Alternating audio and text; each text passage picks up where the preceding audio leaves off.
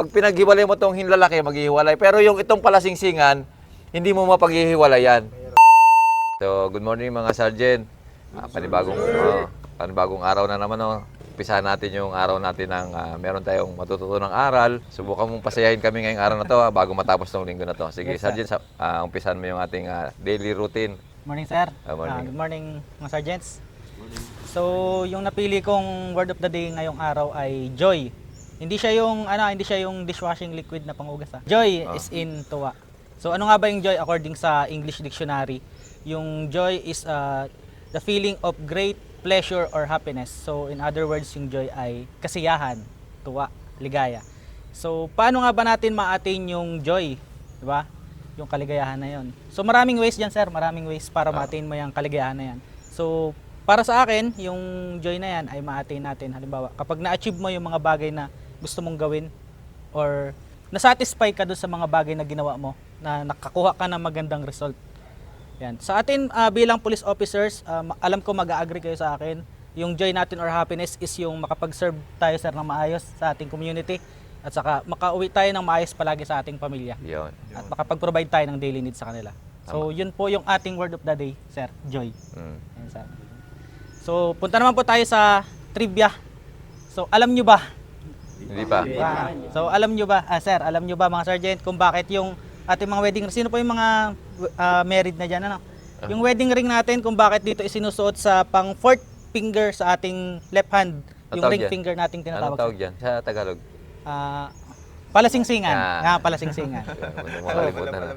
Dito isinusuot yung ating ninyong mga wedding ring dahil pinaniniwalaan nung medieval time, itong finger na ito, yung pangapat na daliri, ay meron siyang ugat or vein. Connected siya sa ating puso. Dito. So, pinaniniwalaan na kapag yung wedding ring dito mo siya isinuot, ay mas lalakas yung pag-ibig, mas matitinding kapit, sir.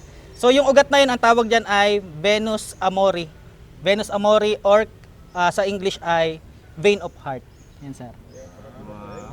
Yun yung trivia of the day natin, vein of heart. Kaya dito sinusuot yung wedding ring. Yan, sir. May nagkwento sa akin nung kasi lagi ako umati ng kasal ba. Yes, sir. Siyempre, kinukuha rin ako ninong, di ba? Yes, sir. May nakatabi ako. Pero matagal ko na itong alam. Kumbaga na binaya niya lang panibagong kwento ba. Kaya daw yung wedding ring, di ba pag ginanyan mo yung daliri mo, ganyan mo. Ganyan na yung daliri nyo. Tapos buksan nyo isa-isa.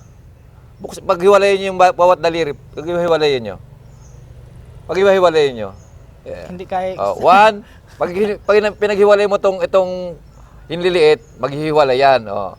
Tapos pag pinaghiwalay mo itong hintuturo, maghihiwalay yan. Pag pinaghiwalay mo itong hinlalaki, maghihiwalay. Pero yung itong palasingsingan, hindi mo mapaghihiwalayan. Mahirap paghiwalayin. Tama? Yes, sir. Kaya dyan nilagay sa palasing. Walang galaw yan. Dikit na dikit yan. Kaya dyan nilagay. Yun yung kwento nung nakausap ko dun sa kasal. Ewan ko kung kaninong kasal yung puntahan ko yun. Marami na akong kasal na pinagninungan eh. Yan yung kwento niyan sa palasingsingan. Kaya dyan nilalagay. Madikit yan, madikit. Ban talaga. Magban kayo nila. So yun, see you. Totoo na mo? Yes, sir. Wala sa libro yan. Wala, Wala sa libro yan. Sa mga kwento ng mga dumadalo sa kasal yan. So, sige, tuloy. Okay, so proceed naman tayo sa police operational procedure, sir. So, ang discussion ko ngayon, short discussion ko ngayon is all about rule number 2, which is the police wearing uniform, attire, and accessories. So, under rule number 2.3, every police officer shall carry a police notebook, ball pen, and Miranda warning card. So, every police officers, while even on foot or mobile patrol, must always carry a police notebook, a ball pen, and a Miranda card. Yung police notebook natin, sir, dapat yung pocket size lang siya, yung tickler. So ano ba, bakit ba kailangan nun? So alam natin, maraming pwede mangyari sa everyday. At aminin man natin o hindi, merong mga events or mga importante pangyayari, sir, na hindi natin natatandaan. So yan yung purpose ng tickler at ballpen, para ma-record natin yung mga importanteng events na nangyari habang tayo nasa ating tour of duty. So ano naman ang purpose ng Miranda card, Miranda warning card, Miranda doctrine card, I mean. So ang purpose naman yan is hindi lang para palagi nating kasi sir, 'di ba, pag apprehend tayo ng mga offender, binabasan mo natin ang Miranda right bago natin kunin. So hindi lang 'yan para sa mga offender, kundi para rin sa atin para hindi natin makalimutan. Kasi 'yun ay basic na para sa atin bilang pag tayo mag-apprehend sir ng mga tao. 'Yun sir. 'Yun sir, Police Operational Procedures rule number 2.3. Di ba kasama yung ano doon? Anti-torture? Walang nakalagay doon? Wala, yun doon po sir sa anay. Pero sa ngayon sir, dapat meron na rin yung anti-torture card Anti-torture, oo. para kasama na rin yan sir. Hmm. Kasi at kailangan sir malaman din ng mga criminal sir yung kanilang mga rights. Yan sir. Tama.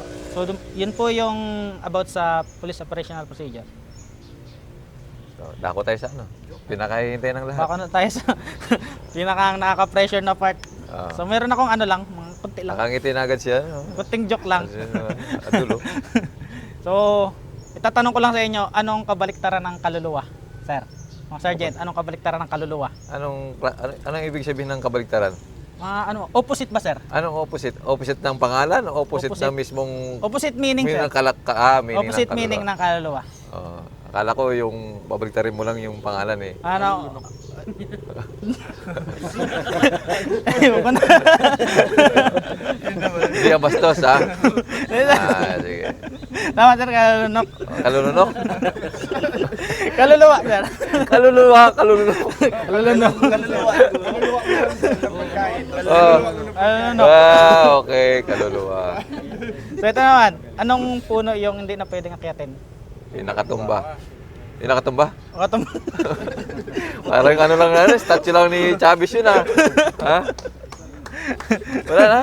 Pero pa, sir, O sige. anong banda yung healthy?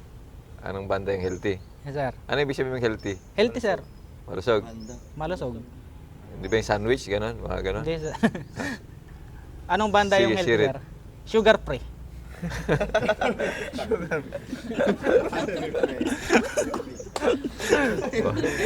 Isa na lang, isa na lang. Oh, sige na, sige. Isa na lang, isa na lang. Isa na lang. Sige. Last mo na yan ha? Last na. Anong isda ang laging basa? Tuyo. Ay, basa tuyo. Basa, Oh, sir, basa. Anong isda ang laging basa? Yung nasa tubig. Malapit na. Anong isda ang laging basa? Sirit na, sir? Sergeant? Sirit na, sige, sirit. Ang isdang laging basa ay hito. Pati ito. Hito ako, basang-basa sa ulan. Ayos, ayos, ayos. Masaya, masaya. Oh. Sana niraos ko yung joke. Kayo guys, natuwa ba kayo? Natuwa kayo sa joke niya? So Sergeant, masaya na naman yung araw natin bago tayo maghiwalay. Doon na nagtatapos at nagwawakas ang iyong paghihirap. Ang iyong pag-iisip. Okay, so good morning ulit mga Sergeant. Thank you, sir. Kung nga patapusin do ang video nga dya, matamang salamat kanindong tanan. Bilang suporta ka naman, patigayon ka mag-subscribe sa mong YouTube channel. Jason Tesorero. Pati gayong pinduton ang notification bell para lagi kamong updated sa among mga bagong upload. Matamang salamat. Update!